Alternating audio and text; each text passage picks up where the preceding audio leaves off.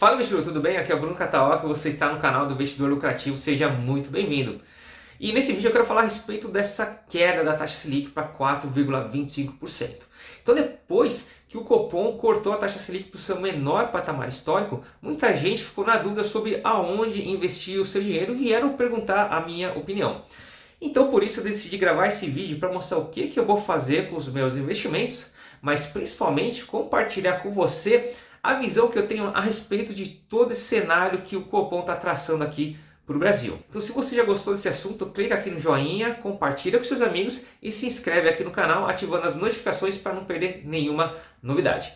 Então vamos lá, o que eu vou falar nesse vídeo? Eu vou falar o que eu vou fazer a respeito, aonde eu vou investir meu dinheiro para minha reserva de emergência, para minha reserva de oportunidade, para ter ganhos em renda fixa, que ainda são possíveis, e também aonde eu vou investir meu dinheiro para minha independência financeira. E lógico que no final eu vou compartilhar a minha visão a respeito de tudo isso que está acontecendo, o que você deve fazer para não sair perdendo dinheiro. Então, só para contextualizar e mostrar qual que é o problema aqui para quem caiu de paraquedas, com uma taxa Selic a 4,25%, a poupança, que já rendia pouco, vai passar a render 2,98% ao ano, e o Tesouro Selic, que é aquele tesouro pós-fixado, vai começar a render cerca de 3,18% ao ano quando você desconta o imposto de renda e as taxas do Tesouro Direto.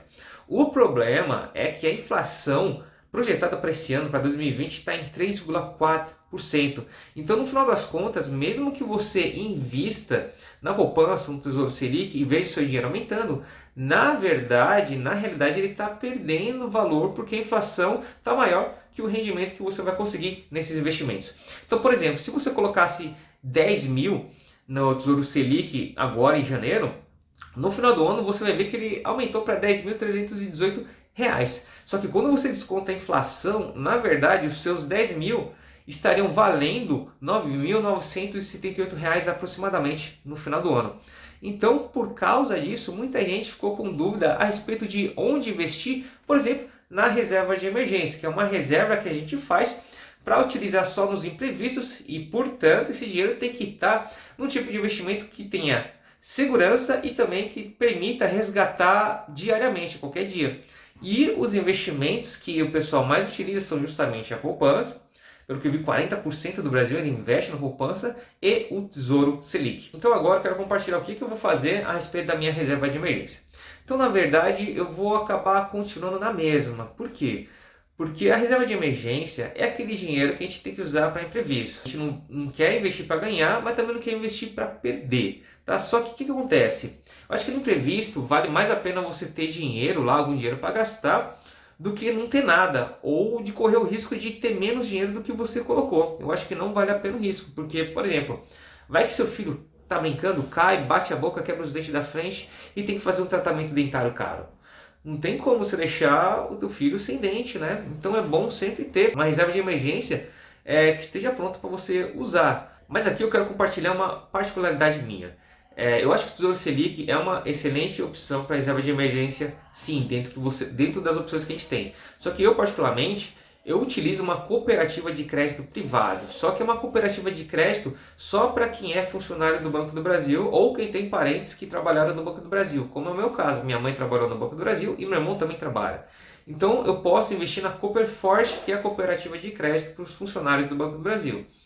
E a vantagem que eu vejo é porque, assim, primeiro, a cooperativa vai emprestar dinheiro, eu empresto dinheiro para a cooperativa, e a cooperativa pega o meu dinheiro e empresta para os seus associados, que no caso são em sua maioria os funcionários do Banco do Brasil. O legal é que é um crédito consignado, ou seja, à medida que a pessoa faz o empréstimo, ela já é debitada direto na conta corrente, cai o salário, já é debitado, e eu acho isso uma grande vantagem, porque diminui a inadimplência. Existe o risco daquela pessoa que não trabalha no Banco do Brasil dar o calote aí, mas eu acho que é mínimo. E as cooperativas também têm o seu FGC próprio, que é o Fundo Garantidor das Cooperativas de Crédito aqui do Brasil. Não é bem esse nome, tá?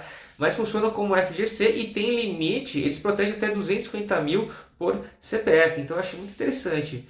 E uma outra vantagem dessa cooperativa de crédito é porque ela é pós-fixada, só que ela rende cerca de 103% do CDI. Não tem taxa de administração e no final de todos os anos eles ainda distribuem as sobras proporcionalmente aos seus investidores. Então, quanto mais você investe, mais sobra você tem direito. Então, lógico, não é uma coisa assim extraordinária, mas é muito bom quando você compara com as opções pós-fixadas que a gente tem para a maioria das pessoas, tá? Então, de repente, se você é funcionário do Banco do Brasil ou tem algum parente que está trabalhando no Banco do Brasil, eu aconselho você dar uma olhada no prospecto da Cooperforge, porque eu acho que é uma excelente opção, ainda mais nos dias de hoje, para você fazer a sua reserva de emergência. Aí outra coisa que eu vou fazer é que a minha reserva de emergência tem mais de 12 meses, ela está cobrindo mais de 12 meses de custos meus. Então eu vou diminuir isso, tá? Vou diminuir para cerca de 8 meses, tá? E vou pegar esse restante e transferir para a renda variável, tá? Vou deixar na minha reserva de oportunidade, porque aí eu vou pegar esse dinheiro e vou investir na renda variável quando as oportunidades surgirem.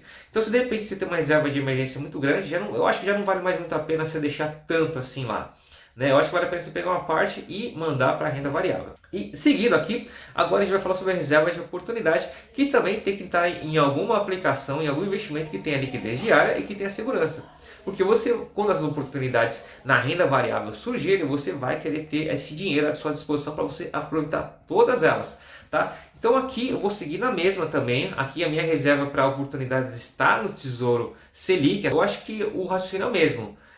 Quando você enxerga uma oportunidade, mas eu estou falando uma oportunidade de tipo uma queda de um dia de 5%, isso não é uma grande oportunidade, tá? O que eu estou falando é daquelas oportunidades que são capazes de transformar a sua vida, como foi o caso da crise de 2008. Quem conseguiu comprar próximo ao fundo, não precisa comprar no fundo, tá? Mas próximo ao fundo, quem tentou acertar o fundo, eu tenho certeza que conseguiu ter uma enorme rentabilidade na recuperação em 2009, tá?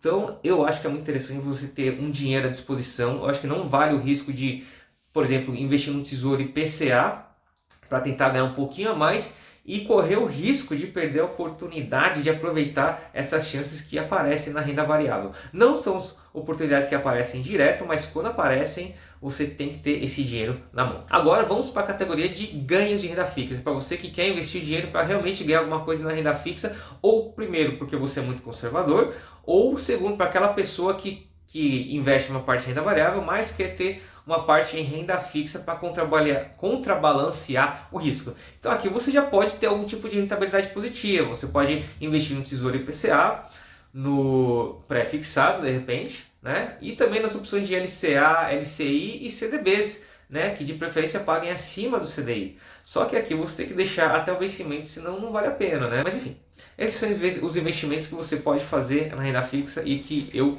faria, que eu vou fazer, na verdade, tá? Só que a maior parte do meu dinheiro tá sim em renda variável, tanto em fundos imobiliários quanto em ações na bolsa de valores, que é a minha categoria preferida. Agora, por exemplo, para gerar uma renda passiva imediata, se você é aquela pessoa que já tinha uma grana investida em renda fixa e vivia dos juros para complementar a sua aposentadoria, o que você pode fazer agora é investir em fundos imobiliários, tá? Porque você vai ter um rendimento em média de 0,5% até 0,7% ao mês de maneira mais segura, tá? O que no final das contas vai dar muito mais do que daria no Tesouro Selic, aí vai dar cerca aí no mínimo 6% ao ano, porque você não tem nenhuma taxa, você não tem imposto de renda e não tem taxa, nem de corretagem você vai ter. Então acho que é uma grande oportunidade para você migrar para os fundos imobiliários, porque o principal também, né, a cota do fundo imobiliário, ela tende a se valorizar no longo prazo. Só que aí, lógico, você precisa estudar, precisa saber quais fundos imobiliários que são mais conservadores, no seu caso, e saber investir aí e pagar um preço justo pela sua cota, porque também se você pagar muito alto, você corre o risco de perder. Então isso é o que eu vou fazer com o meu dinheiro para cada uma dessas categorias. Agora, para concluir, para finalizar o vídeo, eu gostaria de compartilhar a minha visão a respeito desse cenário que está sendo traçado aqui no Brasil de quedas de juros e o que isso significa para você e como você pode deixar de perder e começar a ganhar muito mais dinheiro do que você nunca ganhou na sua vida com os seus investimentos. Então o que acontece? A taxa de juros ela caiu bastante e apesar do Copom ter sinalizado que esse ciclo tá finalizando, a gente não tem como saber até quando que a taxa de juros vai ficar baixa, porque Com a taxa de juros baixa, assim, o que os economistas esperam? Esperam que o país melhore, que a economia comece a decolar realmente, né? Com a taxa de juros baixa facilita, barateia os empréstimos, assim, colocando de maneira bem simples. Barateia o empréstimo, então todas aquelas empresas grandes da bolsa que têm dívidas, a maioria tem dívidas, elas vão pagar menos juros e assim vão ter mais dinheiro para reinvestir no seu próprio negócio, gerar mais empregos e crescer cada vez mais o seu lucro. E gerando cada vez mais empregos também aumenta o consumo dessas famílias, né? Porque quem não estava trabalhando, estava desempregado, vai começar a ganhar dinheiro e consumir mais produtos e assim girar a grande roda da economia aqui do Brasil. Só que não dá para saber quando isso vai acontecer. É por isso que não tem como a gente saber até quando que essa taxa de juros vai ficar baixa e talvez ela até tenha que baixar mais ainda. Inclusive eu quero até compartilhar com vocês um gráfico que eu peguei no site da Folha de São Paulo, onde mostra justamente como que é a taxa de juros nominal e a taxa de juros real para cada país aqui desse gráfico que eu vou colocar aqui para você. Então olha só, aqui nesse gráfico você tem os juros nominais de cada país. Então você vê que, por exemplo, quanto pior o país, maior tende a ser a taxa de juros nominal, como é o caso do nosso vizinho aqui, nossos irmãos, a Argentina. Para quem está acompanhando, sabe que a Argentina tem passado por uma grave crise econômica e isso fez com que as taxas de juros nominais chegassem a 48% ao ano. Daí você consegue ver que aqui, quanto melhor o país, quanto melhor tende a ser o país, menor tende a ser essa taxa de juros nominal. Você vê que Japão e Suíça eles têm até a taxa de juros nominal negativa, e a zona do euro está meio que no 0% aqui, assim como Israel. Mas essa é a taxa de juros nominal. Quando você coloca a inflação na conta, a coisa muda bastante de figura. Então olha só como o gráfico fica bem diferente quando você considera a taxa de juros reais. Você vê que a Argentina, mesmo com uma taxa de juros de 48%, tem uma inflação de 50%, o que deixa ela com essa taxa de juros reais negativa ainda. Você vê que o Brasil, lógico, sem considerar os impostos, os investimentos, as taxas, você vê que a taxa de juros real ainda é positiva. Mas você vê que nos países desenvolvidos como China, Chile, Estados Unidos, Nova Zelândia, Hungria, Austrália, Israel, zona do euro, Japão, Suíça, todos esses países que são mais desenvolvidos, eles tendem a apresentar taxas de juros reais negativas, ou seja, uma inflação que acaba sendo maior que a taxa de juros nominal. Isso quer dizer o quê? Quer dizer que não dá para saber até quando que a taxa de juros do Brasil vai ficar desse jeito, né? Está em 4,25%. Mas apesar do Banco Central ter sinalizado que vai interromper a queda de juros, ela não falou que nunca mais vai cortar esses juros. E talvez para estimular a economia eles baixem mais ainda a taxa de juros. Mas, resumindo, para que o país seja um país melhor para a gente viver, um país com uma economia mais forte, com as pessoas gerando mais riqueza e construindo mais riqueza, é preciso que a taxa de juros caia e, de repente, pode até ter essa situação de taxas de juros reais negativas. Então, assim, a conclusão que a gente tira é de que depender só da renda fixa, ser muito conservador, hoje é a opção mais arriscada que você tem.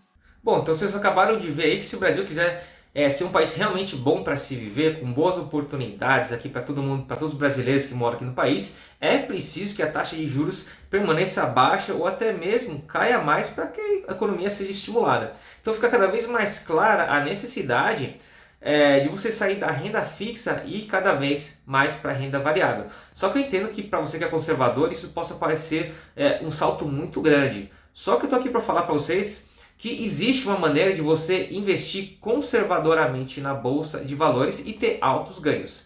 Então, você consegue migrar para a renda variável e por um pouco a mais de risco, ter um ganho desproporcionalmente muito maior, tá? O que é excelente. Isso quer dizer que caso você tenha prejuízos, se você investir da maneira certa, você vai ter prejuízos pequenos, mas os seus ganhos serão muito maiores e vão de longe compensar o risco que você está correndo na bolsa de valores. E caso você queira minha ajuda para te orientar como investir dessa maneira na bolsa de valores e nos fundos imobiliários, eu deixei um link aqui abaixo para você clicar e fazer o download do e-book, a estratégia definitiva para vencer na bolsa de valores. Esse e-book eu já reescrevi 3 vezes e que a cada vez que eu reescrevo esse e-book, cada vez mais feedbacks positivos eu venho recebendo das pessoas que fazem o download. Então, se você quiser começar a investir da maneira certa na bolsa de valores, para correr o mínimo de risco possível e ter o máximo de retorno que você pode conseguir, eu sugiro que você clique no link aqui abaixo agora e faça o download do e-book grátis e aproveite essa oportunidade. Bom, gente, então se vocês gostaram do que eu falei, clique aqui no joinha. Se não gostou, clique aqui no dislike também, que também vai me ajudar a me orientar a produzir os próximos conteúdos. E compartilhe com seus amigos. Se você gostou, se inscreve no canal para receber as próximas novidades em primeira mão.